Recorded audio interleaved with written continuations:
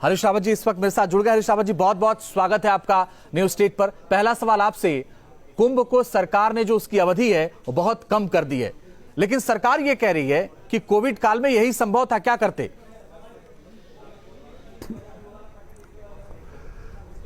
एक बात बताइए, इलाहाबाद का माघ का मेला,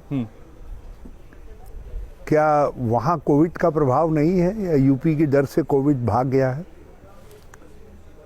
और फिर आपने 28 दिन में सीमित कर दिया कुंभ को, और आप इसको मान लिया 68 दिन करते तो आपको उतना समय और मिलता ताकि जो श्रद्धालु हैं, जो स्नानार्थी हैं, उनको आपको खास पर्वों में ही नहीं लाना पड़ता, बल्कि पर्वों में भी नहाने आ जाते, दूसरे से पवित्र समय में नहाने के लिए आ जाते। तो आपको स्टैगर्ड करने से, ज़्यादा लंबे समय तक कुंभ का आयोजन करने से कोविड से बचने में सहायता मिलती। आप एक कुतर्क को उत्तराखंड के लोगों के गले डाल रहे हैं। असली बात यह है, इनकी तैयारियां थी ही नहीं। ये तो ये मान के चल रहे थे कि कोविड आ गया, अब जो है कुछ नहीं करना है। जो 200-400 करोड़ रुपया कुंभ के लिए था, उसको कोई रंगाई पुताई, कुछ घिसाई, कुछ चिनाई, कुछ उखड़ाई और कुछ माल बनाई में सारी चीज़ें निकल जाएंगी। अब इधर जब इनको लगा नहीं अब तो कुंभ आयोजित करना पड़ता है, तो फिर उसके बाद अब कुंभ को ये रस्म अदायगी कर रहे हैं। ये हरिद्वार कुंभ का अपमान है और ये उत्तराखंड का अपमान है। उत्तराखंड सक्षम है कि वो 68-78 दिन, 108 दिन का कुंभ आयोजित कर सके, जो हमारे साधु संत महात्मा गण कहे। आप महात्मा गणों की भी परिक्रमा करके उनसे कहलवाया जा रहा है कि नहीं ये सीमित कर दिया क्योंकि कोरोना काल है। अरे भाई, कोरोना तो आप यदि पर्व बढ़ा देंगे, समय अवधि बढ़ा देंगे, तो कम लोग आएंगे एक साथ। तो आपको तो कोरोना से लड़ने के लिए समय अवधि को और बढ़ाना चाहिए था, पर्व और उपपर्वों की संख्या को बढ़ाना चाहिए था। साधुओं के शरण में जा कर के उनसे कहते पूछना चाहिए था और कौन से पवित्र दिन हो सकते हैं जिनमें हम कुंभ का स्नान लोगों को करवा सकते हैं। देखिए, कुंभ का अपना महत्व है और हरिद्वार के कुंभ का पूरी दुनिया में महत्व है। आपने ये अवसर गंवा दिया। आप सलाह दे देते उनको, त्रिवेंद्र सिंह जी को किसी ने वरिष्ठ होने के नाते और अनुभव के नाते। हमारी सलाह जो है भाजपा वालों को विष के समान लगती है, क्योंकि हम वही बात कहते हैं जो सत्य है। और हमने 3 महीने 4 महीने पहले हरिद्वार को अलर्ट कर दिया था कि ये कुंभ नहीं करना चाह रहे हैं, क्योंकि कुंभ की तैयारियों के लिए जो चीज़ें करनी पड़ती हैं वो 6 महीने साल भर पहले से उसका असर दिखाई देता है। ये तो करना ही नहीं चाहते थे। ये तो पहले दिन से ये हाथ झाड़ रहे थे कुंभ से जो है। हरीश रावत जी, जो चमोली में हादसा हुआ और सरकार ने जिस तरह से उस हादसे से सरकार निपटी, जी, तरीका ठीक लगा आपको या बेहतर तरीके से हादसे से निपटा जा सकता था? देखिए, फर्स्ट 2 days एक्सेप्ट NDRF सब ने बहुत अच्छा काम किया, इंक्लूडिंग चीफ मिनिस्टर। पहले 2 दिन कुछ समन्वय भी दिखाई दिया और बड़ा प्रॉम्प्ट एक्शन रहा सबका। लेकिन 2 दिन के बाद जब असली टेस्ट प्रारंभ हुआ, आप जो है लेआउट प्लान ही नहीं ले पाए NTPC से। आपको ये जानकारी नहीं थी कि टनल कितनी जगह खुल रही है, कितनी जगह नहीं खुल रही है। इसमें टनल के अंदर और भी कुछ ऐसे स्केप चैनल इत्यादि बनी हुई हैं, उनका कैसे उपयोग करना है। आपके पास ड्रिलिंग मशीन नहीं थी। मैं कहता हूँ ड्रिलिंग की आवश्यकता थी या नहीं थी, ये सेकेंडरी बात है। NDRF के साथ वो सारी मशीनरी आनी चाहिए थी। पानी को और कीचड़ को फ्लश आउट करने वाली मशीनें आनी चाहिए थी। ऐसी JCB वहाँ पर पता नहीं किस ठेकेदार की पकड़ के लाए जो ख़राब हो गई गर्म हो जा रही थी, हीटअप हो जा रही थी चलते चलते जो है। आपके पास वैकल्पिक जेसीबी नहीं थी वहाँ पे। तो इन्होंने प्रारंभिक जो अवसर था वो गंवाया, और आज जो दुखी परिवार है उनका एक शब्द ये बताने के लिए काफ़ी है कि राज्य सरकार कितनी फेल हुई है। वो कह रहे हैं कि हमारे लोगों को जीवित आप नहीं दे सके, लेकिन हमको मृत्यु तो दे दीजिए। आप एक टनल में फंसे हुए लोग हैं, आप उनके शव नहीं निकाल पा रहे हैं। सबके जो है 300 मीटर की भी टनल नहीं है।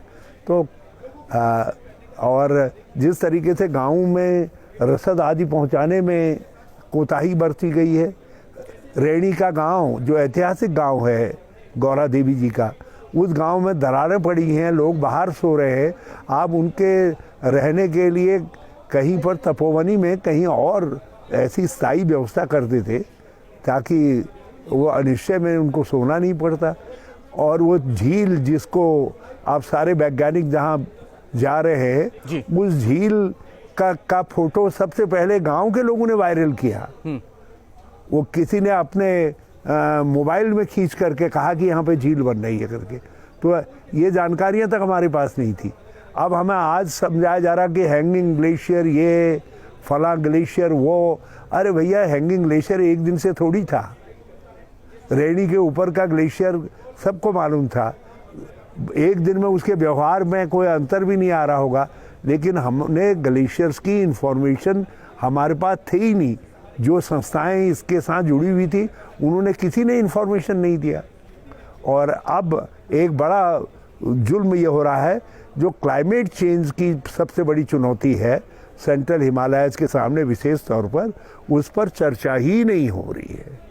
हरीश रावत जी, एक बात कह रही है वर्तमान सरकार को लेकर के किस तरीके से कोऑर्डिनेशन हो जी, उस पर बात ही नहीं हो रही है। वो ये कह और रही है। एक बात और सुन लीजिए जी। कोई अभी चर्चा नहीं कर रहा है कि साहब जितने पावर प्रोजेक्ट्स हैं, क्या उनका एक सेफ्टी ऑडिट क्यों नहीं कर लिया जाए जी। मैं राज्य सरकार के किसी जिम्मेदार आदमी के मुंह से इस बात को सुन ही नहीं रहा हूँ। तो आगे के जो सबक हैं, आप आपदा को रोक नहीं सकते थे, बल्कि आपदा से कुछ लोग बचाए जरूर जा सकते थे यदि टाइमली आप के पास इंफॉर्मेशन होती। यही सवाल वो लोग भी कर रहे हैं कि आपदा को रोक नहीं सकते थे, लेकिन कुछ लोगों को बचाया जा सकता था। वो ये कह रहे हैं कि अब हम सायरन अलार्म लगाने जा रहे हैं। 2013 में आपदा आई, 17 तक आप चीफ मिनिस्टर रहे, उन्होंने कहा इन्होंने काम ही नहीं किया। अलार्म लगा देते तो कुछ लोग तो बचाए जाते। अब मुझको कोसने से यदि काम चलता है तो भैया मुझको कोस लो, ये भी कह दो ये रैणी की आपदा हरीश रावत के कारण आई, ये भी कह दो। ये कहलवा दीजिए ना, चैनलों में एक आध अच्छा विज्ञापन दे करके इसको प्रसारित करवा दीजिए। लेकिन देखिए 2016 तक हमने जो कुछ किया वो केदारनाथ में दिखाई दे रहा है। आपके प्रधानमंत्री हमारी बनाई गुफा में तो ध्यान कर रहे हैं। हमारी शंकराचार्य की समाधि को लेकर के लिए गए निर्णय का ढोल आप पीटने का काम कर रहे हैं। तो मैं खैर वो सब पर नहीं जाता, लेकिन उसका जो प्रोटोकॉल हमने तय किया था, जो चीज़ें तय हुई थी 2016 तक, हमको ग्लेशियरों के व्यवहार की भी इंफॉर्मेशन मिलती थी, और हमने जितने पावर प्रोजेक्ट्स थे उन सब का एक सरसरी तौर पर सेफ्टी ऑडिट भी करवाया था। और उसका हर साल सेफ्टी ऑडिट होना चाहिए। आप जो चीज़ आप चूक गए हैं उसको दूसरे के गले में डालने से काम थोड़ी चल जाएगा। आगे के लिए सुधारना पड़ेगा, आगे के लिए सुधार करिए उसमें। और हम इन बातों को केवल इसलिए नहीं कह रहे हैं कि कहना है, हम तो सुधार के लिए कह रहे हैं। आपके डीजीपी का एक बड़ा महत्वपूर्ण बयान है, उन्होंने कहा कि यदि एक व्यक्ति की मोबाइल से सूचना नहीं आती तो मेरे 3-4 पुलिस वाले जो बचे वो नहीं बचते, और कई और लोग बचे उसकी उस सूचना के आधार पर। माफी के साथ आपको ऐसे बीच में समय रोकते हुए में हरीश रावत जी, एक जब सवाल ऐसे आपसे लेना संकट चाहता काल हूं। कांग्रेस के अंदर के आप कह रहे हैं मुख्यमंत्री का चेहरा घोषित कर दीजिए जी, आप कह रहे हैं हम चुनाव भी नहीं लड़ेंगे, और पार्टी ये कर नहीं रही है। ऐसा लग रहा है आपकी पार्टी के अंदर सुनी नहीं जा रही है। हकीकत क्या है? देखिए, ये चीज़ें एक सैद्धांतिक प्रश्न है और मैंने पूरे देश के संदर्भ में एक सैद्धांतिक प्रश्न उठाया है। मैं इसमें जब समय आएगा तो ये बात ये जो उचित फोरम है इसका वो इस पर चर्चा करेगा। आप चुनाव लड़ेंगे या नहीं जब लड़ेंगे? चर्चाएं होती हैं, जब नहीं, मेरी बात सुन लीजिए जी। जब ये इस बात पर चर्चा होगी, देखिए मैंने दो फैक्ट्स आज सारे देश में चर्चा में आ गए। एक तो ये चर्चा में आ गया कि मोदी ही म्यूनिसिपैलिटी का भी चुनाव लड़ते हैं, विधानसभा का भी लड़ते हैं, लोकसभा का भी लड़ते हैं। किस तरीके से मोदी को म्यूनिसिपैलिटी से हटाया जाए, किस तरीके से विधानसभा के चुनाव से हटाया जाए, ताकि लोकल वर्सेस लोकल हो। माफी के साथ जी आपको बीच में रोक रहा हूं, मेरे पास नेता वर्सेस स्थानीय नेता। बहुत बहुत शुक्रिया, बहुत बहुत शुक्रिया आप हमारे साथ जुड़े, हमसे बातचीत करने के लिए बहुत बहुत शुक्रिया आपका।